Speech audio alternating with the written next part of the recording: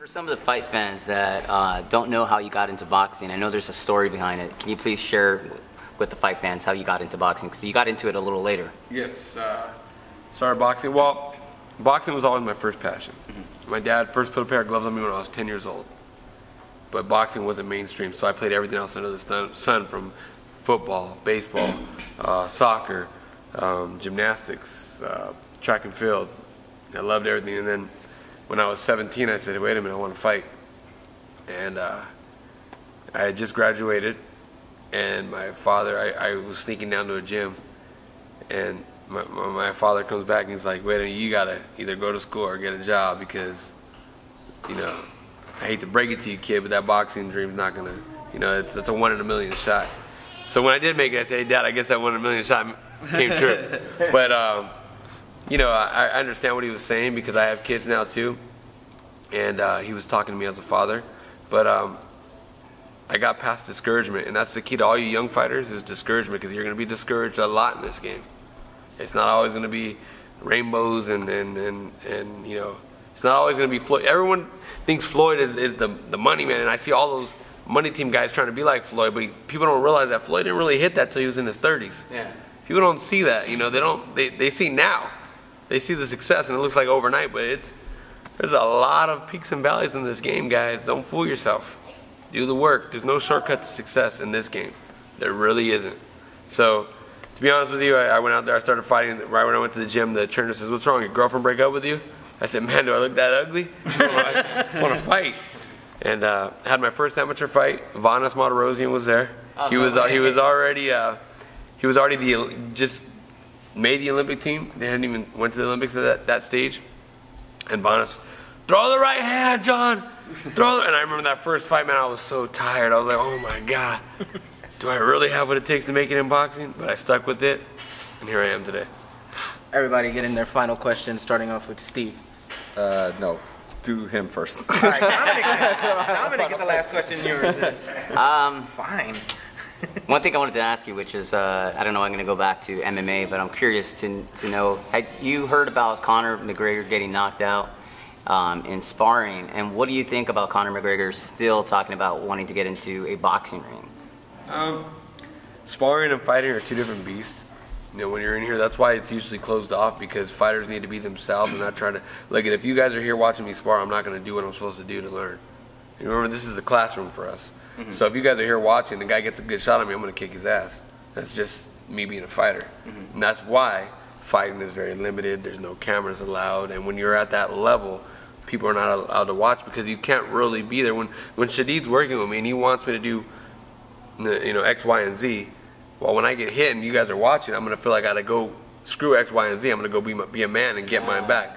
That's why boxing is what it is. So if he got knocked out or whatever in boxing, that's behind closed doors and that's how it should be, whatever.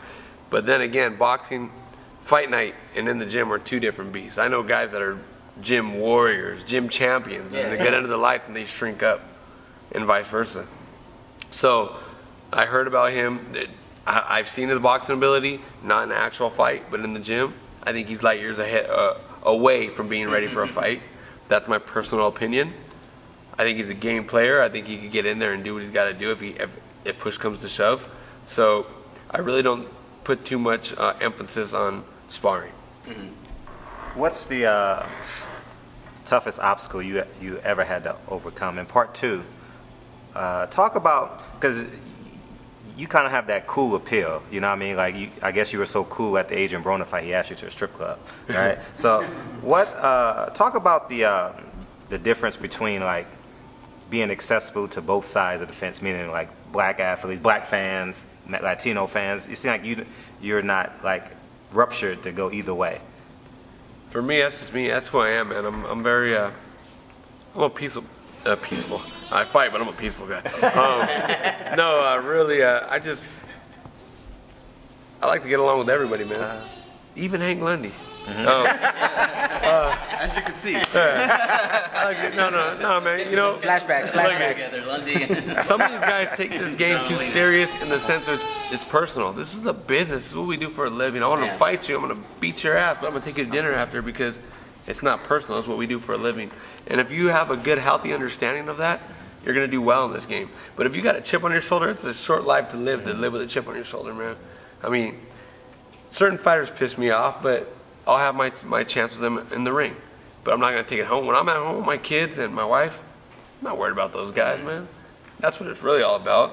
And I'm friends with everybody, man. I've seen that. I'm friends with everybody. I get along with everybody.